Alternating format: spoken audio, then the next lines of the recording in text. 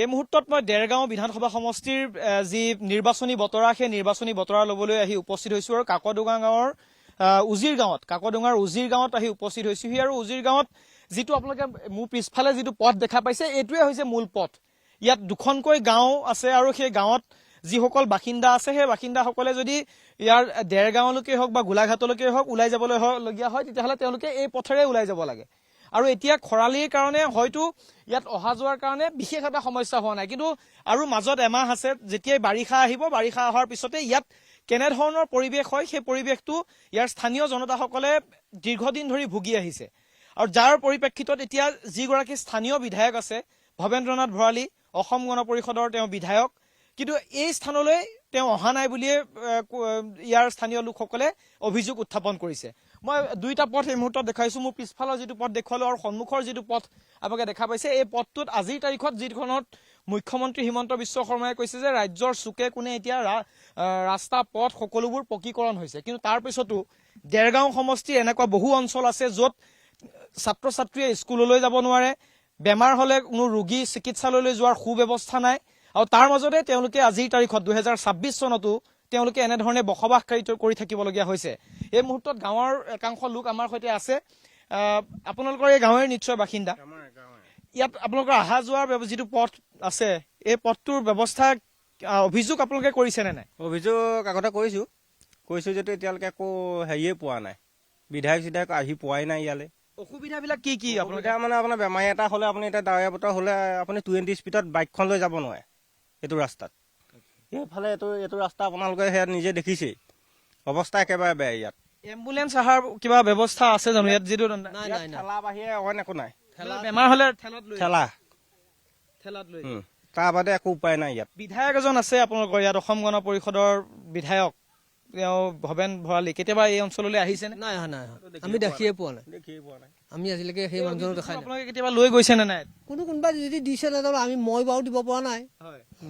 ইয়াত যিহেতু আপোনালোকৰ গাঁওবাসী আছে, গাঁৱৰ সমস্যাবিলাক আপোনালোকে কেতিয়াবা বিধায়কৰ ওচৰলৈ লৈ যোৱাৰ কাৰণে চিন্তা চৰ্চা কেতিয়াও কৰা নাই নে? আমাৰ যোৱা বছৰ আমাৰ এই নামঘৰত এভাগ অনুষ্ঠান হৈ গ'ল, অখণ্ড ভাগৱত পাঠ।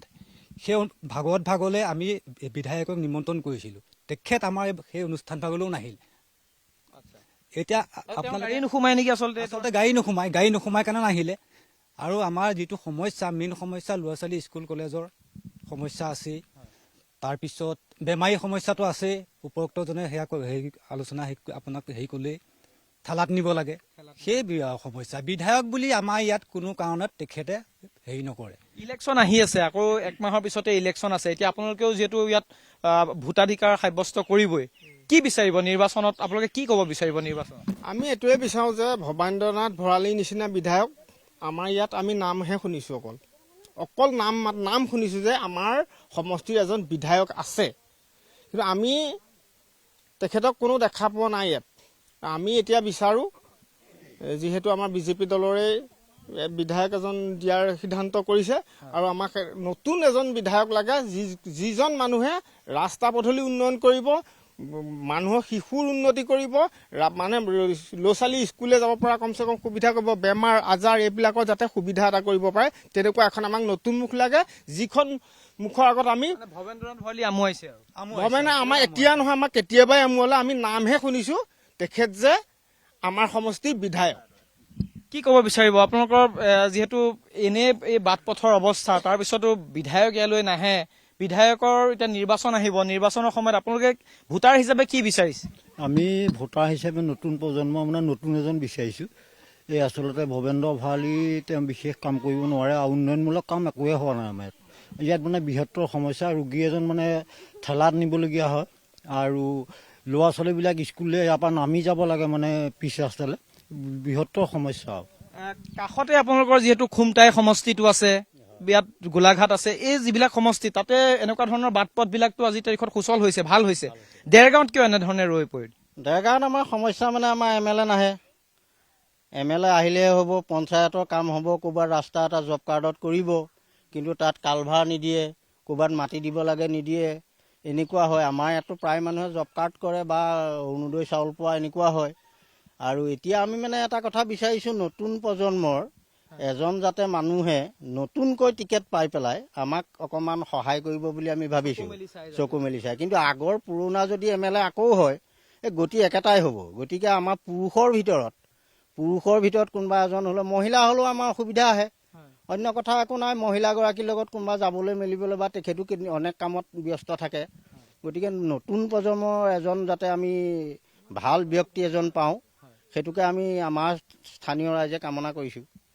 ইয়াত যিহেতু মহিলা একাংশও আছে, মই কথা পাতিবলৈ চেষ্টা কৰিম। আপোনালোকৰ ইয়াত যিহেতু চৰকাৰে মুখ্যমন্ত্ৰী অৰুণোদয় আঁচনি আছে, অৰুণোদয় আঁচনি টকা দিয়ে, আপোনালোকে টকা পাইছেনে নাই? অৰুণোদয় আঁচনি পাইছেনে নাই? অৰুণোদয় আঁচনি নাই পোৱা আমি, ধনী মানুহবিলাকেই পাইছে, আমি অৰুণোদয় আঁচনিটো নাই পোৱা। এপ্লাই কৰিবলৈ পাইছেনে নাই? এপ্লাই কৰি দি আছো, কিন্তু আমাক দিমকে আজিলৈকে আমাক দিয়া নাইকিয়া।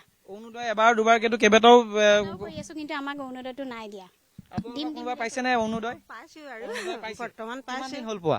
3 মাহ হৈছে আৰু এতিয়া 3 মাহ হৈছে। আপোনালোকে পাইছে? নাই পোৱা। নাই পোৱা মই।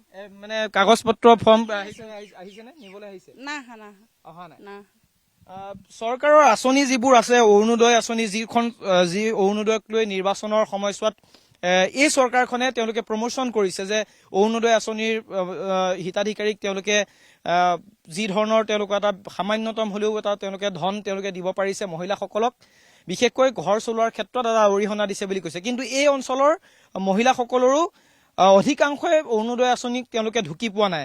কিন্তু তাতকৈ ডাঙৰ সমস্যাটো হৈছে যাতায়াত ব্যৱস্থা। আৰু যিটো যাতায়াত ব্যৱস্থা তেওঁলোকে কৈছে যে ছাত্ৰ ছাত্ৰীৰ পৰা আৰম্ভ কৰি ৰোগীলৈকে সকলোৱে এই জমৰ যতনত ভুগি আছে। আৰু তেওঁলোকে বিশেষকৈ বৰ্তমানৰ বিধায়ক ভৱেন্দ্ৰনাথ ভৰালীৰ যি কাম কাজ তাক লৈ অতিষ্ঠ হোৱা পৰিৱেশ সৃষ্টি হৈছে। মই পথটো আকৌ এবাৰ দেখুৱাব বিচাৰিছো, যিটো পথ আপোনালোকে চাওক যে দুখন গাঁও ইয়াত সংযোগ, আপুনি যদি এইফালে চাই আৰু মোৰ পিছফালে যদি যিটো পথ চাই, সেই পথটো এতিয়া মই পুনৰবাৰ কৈছো যে খৰালিৰ সময়ত এনেধৰণৰ পৰিৱেশ, কিন্তু বাৰিষাত ইয়াত এতিয়া এনেধৰণে খোজকাঢ়ি যাব পৰাৰ অৱস্থা নাই। এতিয়া এনে সময়ছোৱাত নিৰ্বাচন আহিছে, নিৰ্বাচনত স্থানীয় যিসকল ইয়াৰ ভোটাৰ আছে, সেই ভোটাৰসকলে ভাবিছে যে এজন যোগ্য প্ৰতিনিধি আহক, যি যোগ্য প্ৰতিনিধিয়ে কাকনুগাৰ এই অঞ্চললৈ হাঁহি বিৰিঙাব পাৰে বা তেওঁলোকৰ যিবোৰ সমস্যা আছে সেই সমস্যাসমূহ সমাধান কৰিব পাৰে। কেমেৰা পাৰ্চন নিতুল কৃষ্ণৰ সৈতে মই লক্ষ্যজিৎ গোহাঁই, NK TV।